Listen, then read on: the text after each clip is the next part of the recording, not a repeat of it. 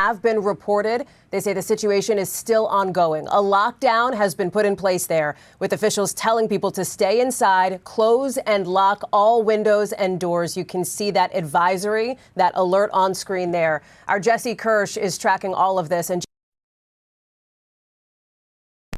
yeah, Hallie, we know that the FBI is now involved along with the military. We know from the governor of Georgia that law enforcement is involved as well, and that the governor is in touch with authorities. And this situation has schools locked down more than 25 miles away. I want to share this tweet that we have a short time ago from Governor Brian Kemp in Georgia, and I want to flag a couple things he mentions there. He says they're in close contact with law enforcement. He also says that his family is saddened by today's tragedy. He also says we are keeping the victims, their families, and all those who answer the call to serve in our hearts and prayers. And of course, Hallie, we unfortunately cover active shooter situations far too frequently, and I think it's striking to see the governor referring to this situation with the terms tragedy and victims at this early hour. Here's what we know about Fort Stewart. It is about 41 miles outside of Savannah, Georgia, in the eastern part of the state, and it is a central facility for both training as well as deployment. And in fact, I want to read a part of what we know from the installation's website. It says the largest military aircraft can land at Hunter, referring to the air portion of this facility, load the biggest equipment in the Army inventory, and then deploy both equipment and soldiers within an 18-hour wheels-up timeline to contingency operations anywhere in the world. And as you mentioned, Hallie, officials at this point are saying that there are multiple casualties and that the situation is ongoing. That last update from authorities on the Facebook page for this military about 45 minutes ago, and I keep refreshing to see if there is any update, and just did it again right now, and that is still the latest, Hallie. So from about 45 minutes ago, authorities telling us there was an active shooter incident, a lockdown status at Fort Stewart Hunter Army Airfield in Georgia, and that the situation remains ongoing with multiple casualties reported, Hallie. And of course, we're waiting for more information from authorities and keeping an eye on live pictures as they start coming in from the scene. Jesse Kirsch, thank you. Let's bring in now our senior national security correspondent, Courtney Kuby, who's joining us now from her perch at the Pentagon. Court, we know that the FBI is coordinating now with the Army on this investigation. This all has unfolded in just the last few minutes. So I want to just note for viewers, this is coming in as we speak here. What else are you hearing from folks that you're talking to there at the Pentagon? Yeah, we're just starting to get a little bit more detail. As Jesse was mentioned, there have been multiple casualties. And remember, when the military talks about casualties, they're often referring not just to people who may have been killed, but also injured. And that does appear to be the case for now, that there have been multiple people, at least 5, we are told, who have been injured as a part of this. There are no reports of any of those who have been killed at this point. But again, Hallie, I cannot stress enough about how this information, I'm sorry I keep looking down because the information is literally coming in as we are standing here now. Just a scene set here. The lockdown began just after 11 a.m. Eastern time. Fort Stewart, as we heard from Jesse, it's just on the southeastern part of Georgia. There's about 10,000, give or take, men and women at that base. That's both uniform and civilian. It's home to the storied 3rd Infantry Division. The lockdown began after reports of an active shooter. At this point, it does appear to still be on lockdown, although we are chasing the possibility that maybe they have someone in custody. We're still chasing that. That is the Facebook page is being updated, I believe, as we speak with that information. So anyway, again, what we know right now, multiple people have been shot, at least 5. No indication yet on the status of those individuals beyond. At this point, there are no reports of any of those people that have been killed yet, Hallie. And do we know anything, Courtney? And again, I want to stress this is very preliminary. It is coming in live, almost minute by minute here. Do we have any indication of the suspected shooter here, of whoever the attacker was, where this person or people may be right now? At this point, officials are not aware of a second shooter, but I think the fact that the base is still on lockdown would likely indicate that they are just absolutely checking every possible corner to ensure that there is no second shooter, and then also to be sure that they actually have they have identified the correct person who may be responsible for this. We're also still asking about the possibility of the status of the shooter, what exactly happened here. But again, as I said, this is all starting. This is really just starting to unfold right now. I'm sorry, I keep looking down because I'm getting messages about it as we stand here. What's important to remember, though, at this point, this does appear that they are still on lockdown, but officials are searching to ensure that there is no additional threat to the base at this point. Courtney, can you talk, as we're taking a live look here, this is outside of Fort Stewart there in Georgia, what security typically is for a military installation like this? Yes, so it would have they would have a basic perimeter security. There would be gates where they have military police who would not allow the public to come on board. That's been pretty much the case since 9/11, and certain bases have a higher or a lower level of security. So, for instance, you can bring, if you were someone who's able to be on the base, you have a badge to get on base. Yeah, some bases will allow you to bring a visitor on or not.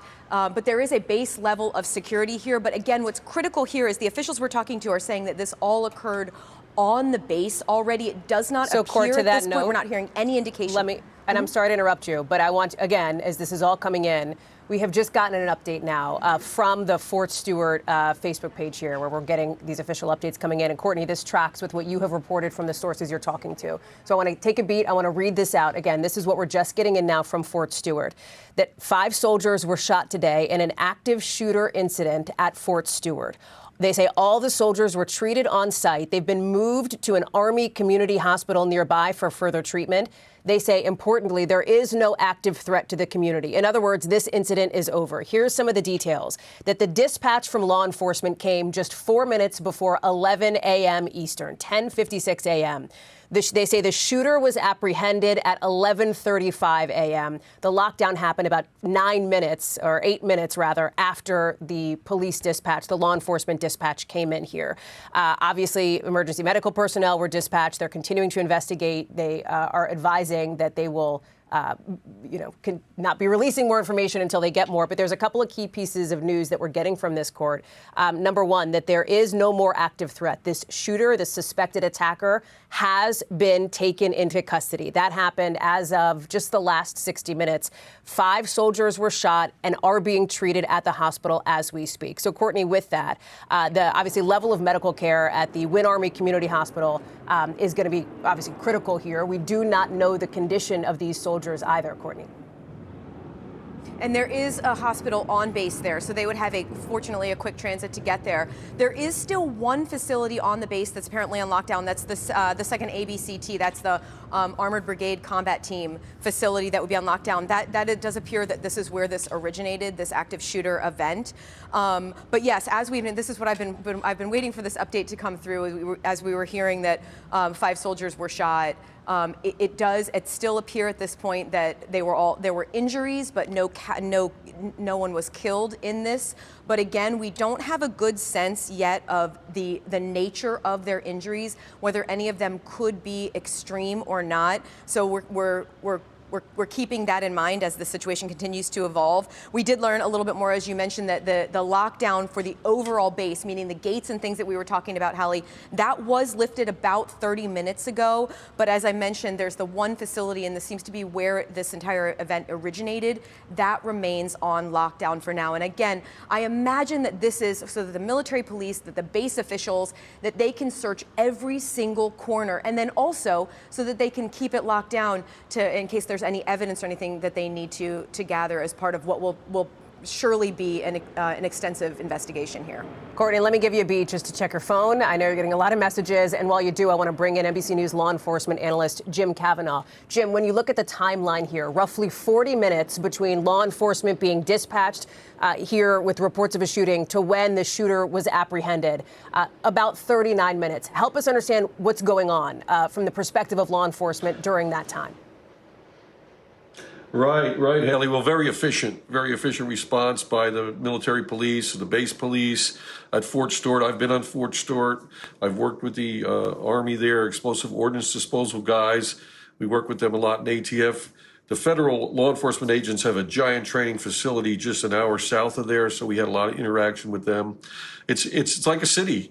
But, they're efficient as well. I mean, good news that they captured or apprehended the shooter, and the announcement from the military is the shooting is stopped and everyone is safe. Now they're going to have, Hallie, a major investigation on their hands, and of course, major work by the hospital to, help the wounded civilians and soldiers who've been injured. So that's the big task unfolding now. Now they'll be sweeping those buildings like Courtney described for the combat brigade. They'll be making sure there's nobody else there, and they'll be looking for conspirators.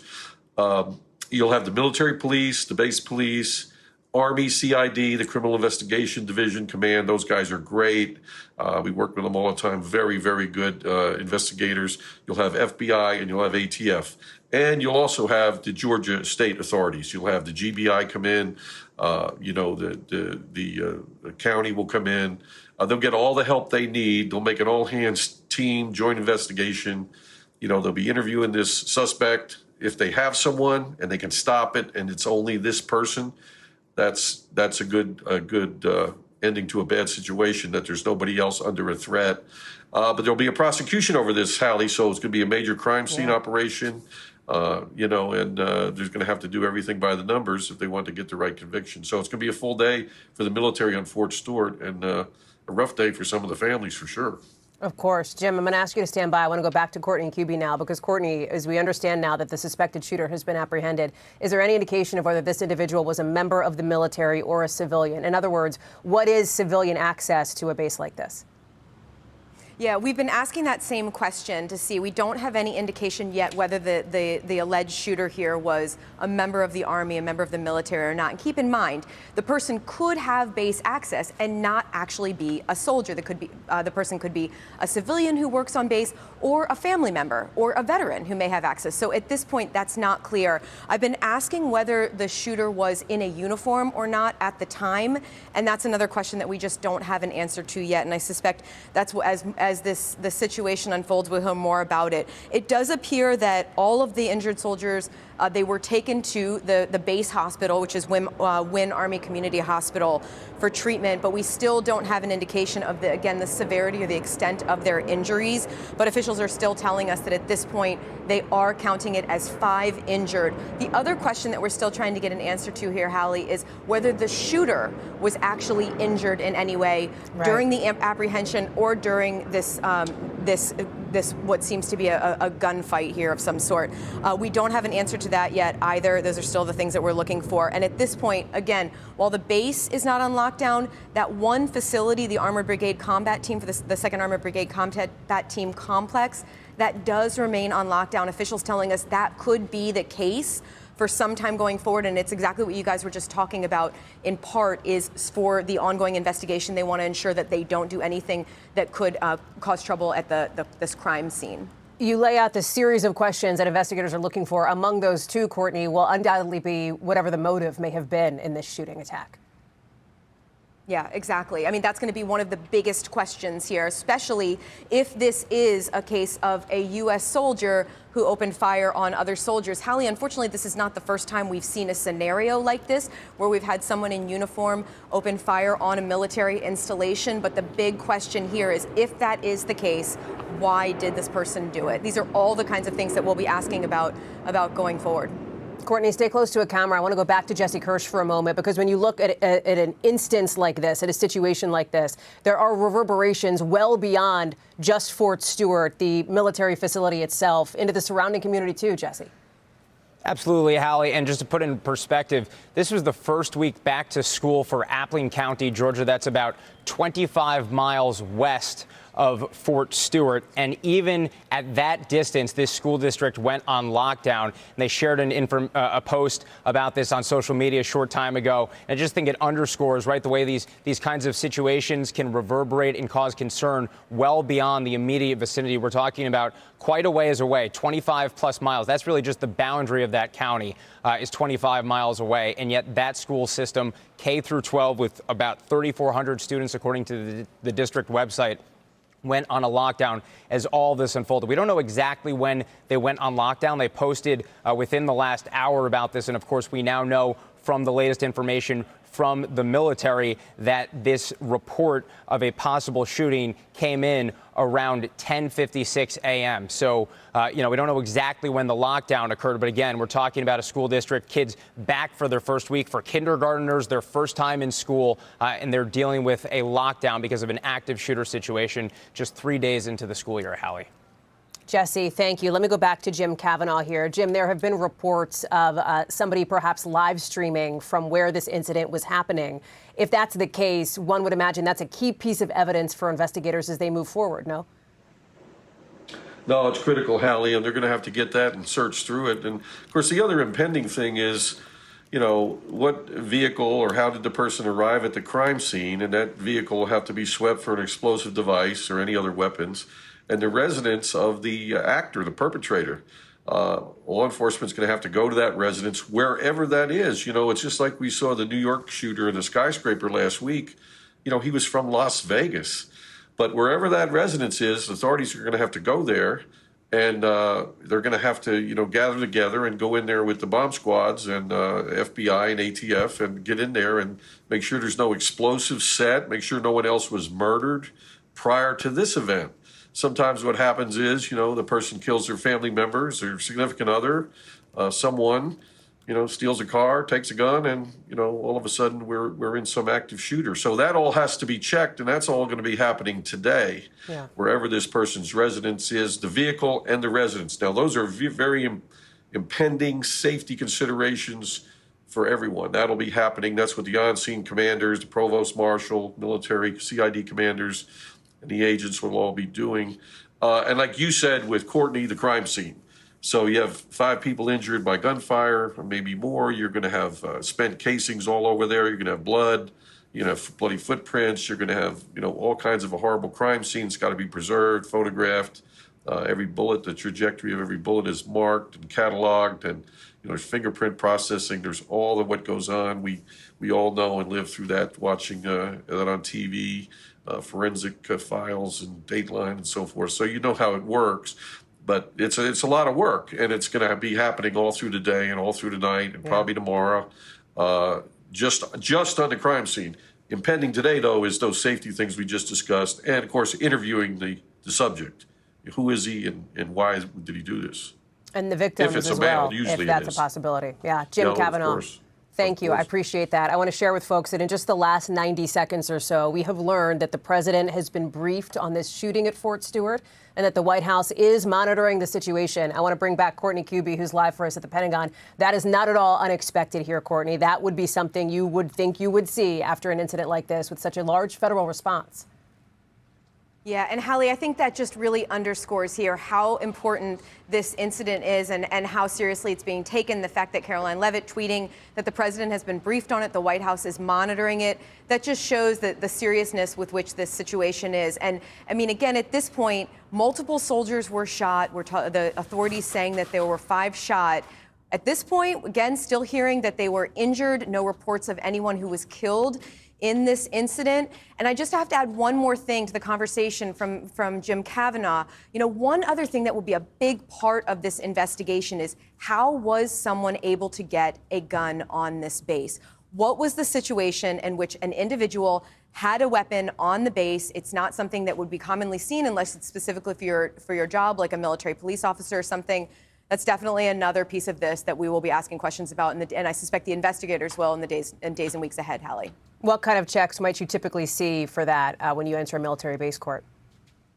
So remember, if you are someone who is allowed to be on that base, so a member of the military or even a civilian who comes on and off the base with an access card, you wouldn't necessarily be checked for that weapon, but you are not supposed to have it in most cases while you're on base. So it's a big question, and these are the sorts of things that we've heard in the past where there have been incidents like this, shootings on military installations. One of the biggest questions is always, why did that person have a gun on base? Why did they have a weapon? And how did that fall through the cracks that the person was able to get on there with that? And again, in this case, shoot 5 fellow soldiers. Courtney Kuby, our thanks to you live at the Pentagon. Our thanks to Jesse Kirsch and to Jim Kavanaugh as well. That concludes this NBC News special report. Again, 5 soldiers shot in an active shooter incident at Fort Stewart in Georgia. We will have much more ahead on NBC News Now, online at NBCnews.com, and a full wrap-up tonight on Nightly News. I'm Hallie Jackson. Thanks for watching.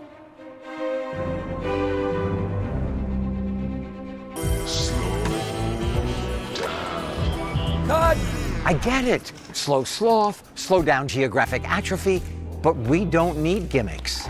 Stick to the facts. GA, the advanced form of dry AMD, can irreversibly damage your vision. But Syfovre is an FDA-approved eye injection that gives you the power to slow GA. It's the only treatment to slow GA in as few as 6 doses per year. Don't take Syfovre if you have an infection or active swelling in or around your eye that may include pain and redness or are allergic to it. Syfovre can cause severe allergic reactions. Other serious side effects are eye infection and retinal detachments, severe inflammation of vessels in the retina, which may result in severe vision loss, wet AMD, eye inflammation, and an increase in eye pressure. Most common side effects are eye discomfort, wet AMD, small specks floating in vision, and blood in the white of the eye. Tell your doctor right away if you have any side effects. Act on facts to slow GA. Ask your retina specialist about Syfovre. Patients who have sensitive teeth